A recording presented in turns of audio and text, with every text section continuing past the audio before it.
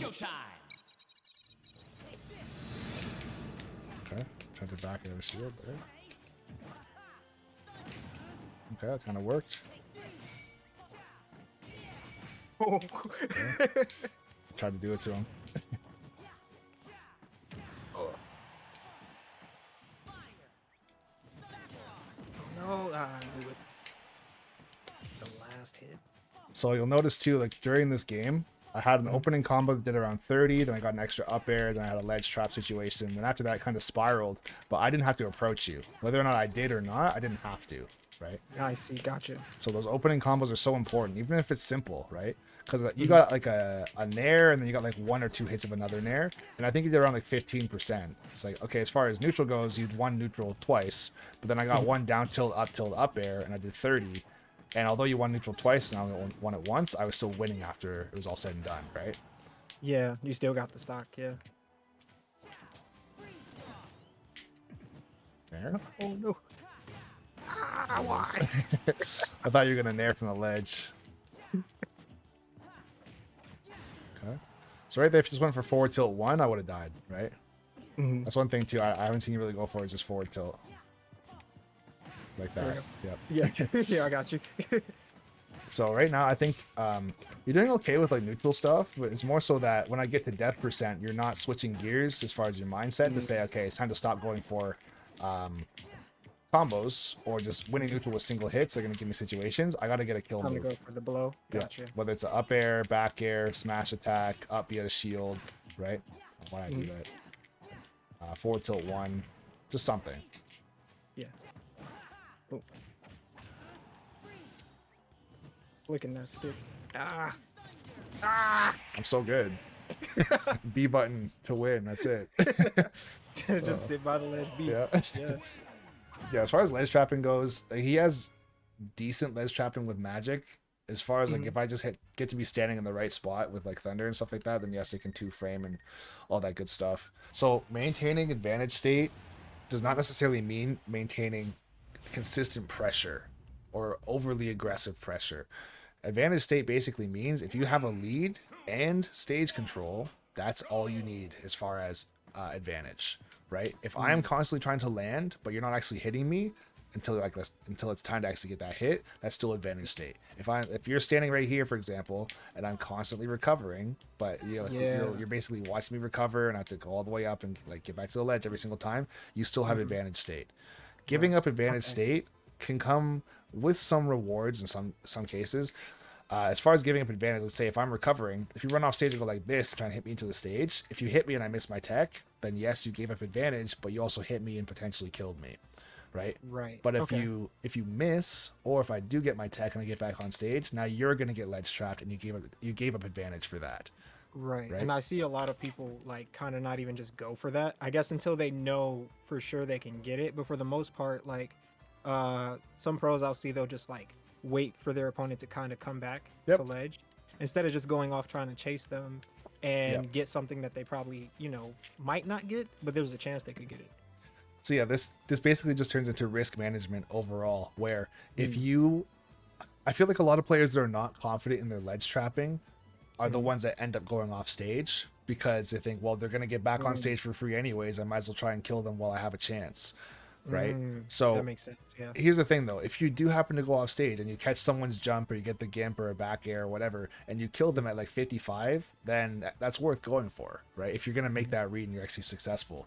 But as far as continuously keeping advantage state over and over again or for a long period of time, you want to play the more conservative route, which is standing at roll distance, throwing out your forward tilt, throwing out your nair, throwing out your back air, getting your fair, whatever it might be, throwing out your magic at the ledge, and basically saying that even if you're standing, like let's say at roll distance here, if your opponent happens to get up, they're still in the corner. If they happen to try, let's say they're trying to get out of the corner, they're going to either roll past you, jump over top of you, or try and hit you with something, right? Gotcha. So if someone is going to get up, let's say if I get up like this and I shield immediately, you don't have to go for a dash grab immediately or go for a dash attack immediately, right?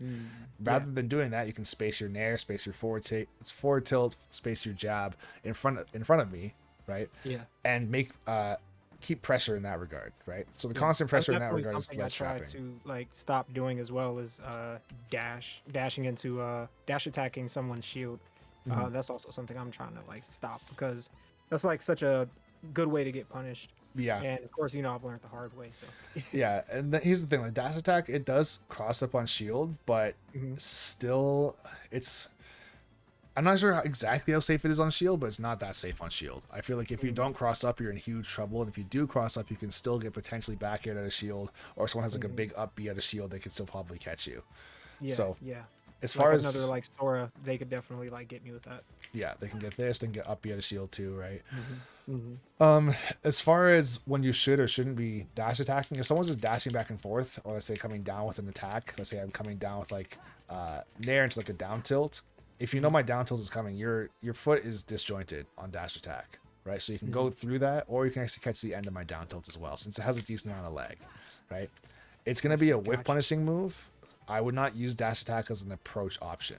If you just want Yeah. to go ahead and do it because you feel like it might work, but it's probably not going to.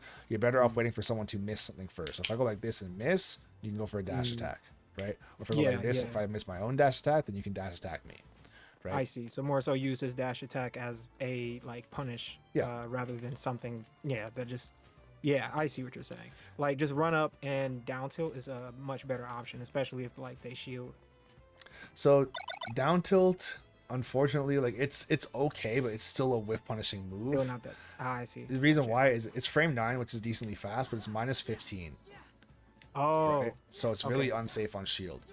Yeah, And yeah. that's what makes this character so defensive is like, okay, this is unsafe on shield, this is unsafe on shield, this is Pretty unsafe much on shield, almost this is everything. unsafe. His only things that are Yeah. safe, he's got back air's -6, nair's -6, fair's -8.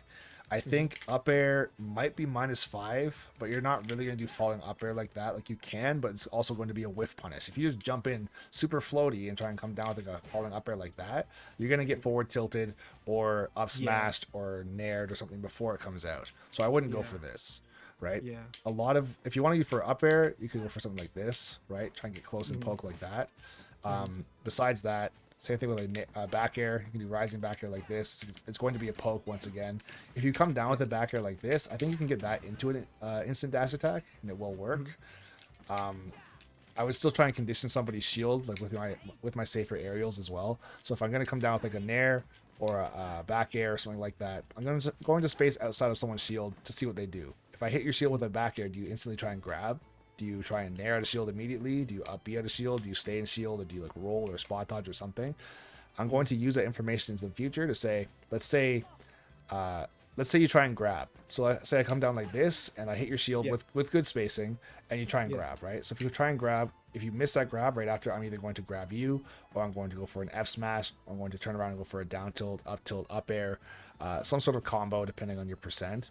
But I'm going to use that information with my safe attacks so that I can get opens in the future for when you make a mistake, right? Gotcha. It's a lot of forward thinking with this character. If you want to just go ahead and let's say land with nair, then immediately go into jab because it feels fast. It's like if they drop shield, it'll work, but if they know that that's a pattern, like let's say you nair into jab like this, So you kind of have to. Do you think you kind of have to like mix it up then? massively. Massively. Yeah, because if I come down like this and go into an immediate jab on your shield, if you know that's coming, as soon as the jab is over, you either go for a grab, you go for an up smash, you go for an air to shield, you go for an up to shield. A lot of bad things are going to happen. So I can't just go like this and then say I'm in and I'm just going to go for it, right? Yeah. I can't really do Yeah, that. instantly punished afterwards. Yeah. Yeah. So Yeah, like you called out the jab earlier. That is also Yeah. an issue. I get punished for that a lot. So a better option in the case of Sora would be if I went like nair on your shield and then dash away. Nair, dash away. Because if I go like this and you try and grab at a shield, as soon as I go like come down with my nair, I go like this, dash away, I see the grab come out, and then I go for a grab or go for a dash attack Or go for a dash or attack. something. Yeah. right? Okay. And then that's when you get the punish. Yeah. I see. Gotcha. So a really simple way to put it is think of it as trying to put your opponent into unsafe animations. Right? If they're in an unsafe animation, that unsafe animation would be spot dodging, rolling, going for a grab and completely missing dash attacks, smash attacking when you're too far away, up being and putting themselves into free fall. If any of those things are happening, those are the types of things that you want to try and punish as much as you can. Right? Gotcha. And of course, there's characters too. There are characters that have a safe move and they don't have to do that right away. Let's say like Mario's Nair, right? It's like -2/3 on shield. So if he does that, how do you punish that? Well, most Marios, right after they Nair, they're going to do something else that is not safe because Nair does not combo, I think it does combo into, like, if you can get landing Nair into like an instant raw back air, then you're actually cracked. Most people are not going to do that. Yeah. They're going to do Nair into dash attack, Nair into jab, Nair into grab, Nair into forward tilt, Nair into down tilt, stuff like that, Nair into an up tilt. All those things are not safe. The Nair is safe and it leads into something unsafe, right? Okay. So if you see like let's say that's a habit, so they do landing Nair into down tilt because they want to do landing Nair, down tilt into back air, or down tilt into up air into like a ladder, right? If they try and do that, let's say like the Nair into down tilt, you can whiff punish, or you can try and bait that Nair by just playing close to them with your movement, right? And then after, let's say they come down with a Nair, they're going to show their hand because they're trying to do a combo that's going to be a true combo. And with true combos, you can't hesitate mid combo and have it still be true. Right.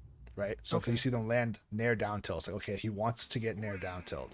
So I'm going to try and space around the Nair, and if the Nair, if the down tilt comes out right after, I'm going to dash in with a dash attack, or I'm going to dash in with a dash grab, because let's say he goes like this and then shields because he realizes that he missed. Right? So he goes Nair, down tilt, oh, okay, I missed, I'm going to shield so I don't get hit by a dash attack, or I can F smash or something. And that's why we have to come in with a grab with like no hesitation. Right? Okay. It makes the character hard. He doesn't get to just run in and do what he wants, unfortunately. Yeah, no, there's a lot of thinking. Yep. is what I'm hearing. Yeah. Okay.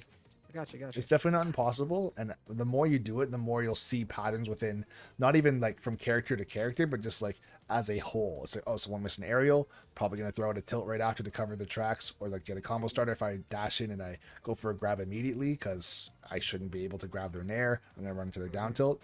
I'm gonna wait for all of that to happen and then see, are they going to shield or spot dodge or roll or jump or throw out like a jab instantly.